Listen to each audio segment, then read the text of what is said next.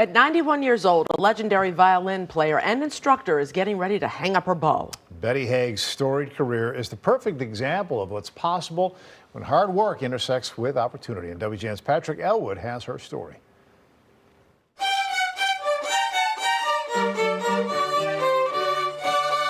It's late afternoon at this Arlington Heights School of Music.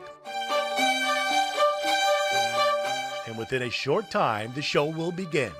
So now and all of the days leading up to their performance at Chicago's Symphony Center, keeping close eyes on and ears in tune to is none other than the humble but very much legendary namesake herself, Mrs. Betty Haig. I was born in LaPorte, Indiana, June 7, 1932. An American icon in the world of teaching violin, Betty graduated from Indiana University with a degree in music. Here at the Academy, she teaches the Suzuki method, which she learned under Shinichi Suzuki in his homeland and brought it here to the U.S. While teaching at DePaul in 1970, she signed on to help a local school superintendent help build the ranks of the string section of the grade school program. She agreed, but only if she could employ the Suzuki method in kindergarten.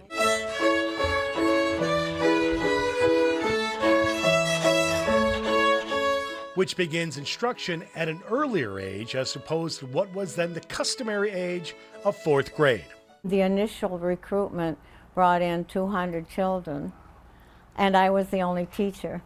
So the second year we recruited 700 students, and they allowed me to hire 2 more teachers, and we worked with all the children. I will faithfully discharge the duties of the office of mayor of the city of Chicago. By the time Chicago Mayor Jane Byrne took office in the late 70s, things would really take off for Betty and her academy. Byrne asked if she and her young musical masters could play for Pope John Paul II at O'Hare Airport as he arrived on a goodwill mission to the city in 1979. Pope John Paul was very charismatic. He loved children, and when he got to his plane landed and he heard the children playing, he just broke away from the security guards and came right up on the stage where we were. The next day, things would begin to change, incredibly, forever. I received a phone call from Mrs. Galvin, but I didn't know who she was, and she said, I saw your children performing last night for the Pope and wondered if I could start my granddaughter. And I said, oh, I'm so sorry, I don't have any more room. Mary Galvin was the wife of billionaire Motorola CEO Robert Galvin, and Mrs. Galvin persisted, and in time her granddaughter Carrie would begin lessons with Betty. Great things would follow. I believe that all of the opportunities that we've had in the school was when I first met Mrs. Robert Galvin. The Galvins would sponsor international travel to perform in Asia and Europe. One more time for Pope John Paul II, another for Benedict. Kings and queens and presidents too. President Clinton and George W. Bush. Carnegie Hall, and too many prestigious venues to mention.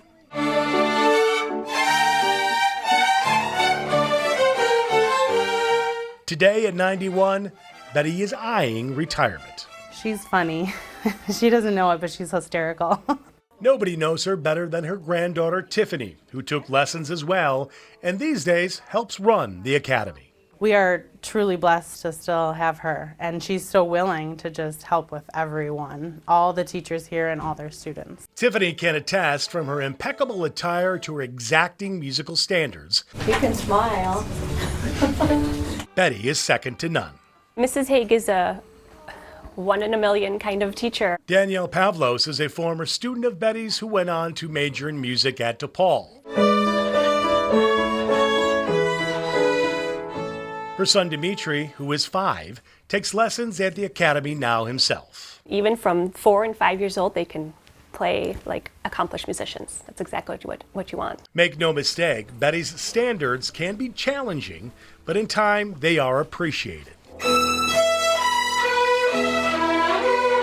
Say hello to high school senior Kaylee Kim, who will soon study violin at Northwestern, and 7th grader Tyler Bennett. At first, your parents kind of have to make you, but then as you grow, like it grows a discipline. So I feel like, Guess what? That's what parents do. yeah.